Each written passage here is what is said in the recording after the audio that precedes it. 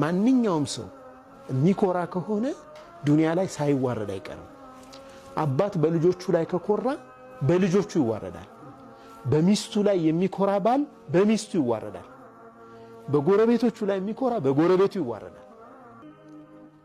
በጣም የሚገርም ነገር ነው። ስራ ቦታ ላይ ማኔጀር ስለሆነ ሌሎቹን በቃ ከምንም የማይቆጥር ከሆነ ወላሂ ነገ እሱ ታች ወርዶ ይታያል። በቃ ለሰዎች መሳቂያ ይሆናል። ይሄ ሱነተ አላህ ነው። ይኸው መን ተዋበዐ ሊላህ ረፈዐሁ አላህ አይደለም። ዝቅ ያለን አላህ ከፍ ያደርገዋል። ተቃራኒው እንደዛ ነው። ከፍ ከፍ የሚል ዝቅ ይላል። ኩን ከበድሪን ዩሽሪቁ ወጅሀሁ ዐላ ሰጠሓቲል ጀዊ ወሁወ ወዲዑ ወላ ተኩ ከዱኻኒ የዕሉ ቢነፍሲሂ ኢላ ሰጠሓቲል ጀዊ ወሁወ ወዲዑ።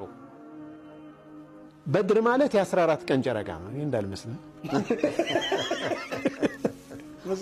የ14 ቀን ጨረቃ ላይ ነው ያለው፣ ግን ባህር ላይ ታየዋለህ። እዛ ተንጸባርቆ ታች ወርዶ ራሱን ዝቅ አድርጎ ታየዋለህ። ትንን ደግሞ ውሰድ።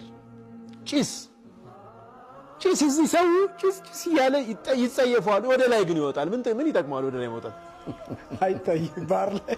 እዚህ አንተ እንደ በድር ሁን፣ እንደ 14 ቀን ጨረቃ ሁን።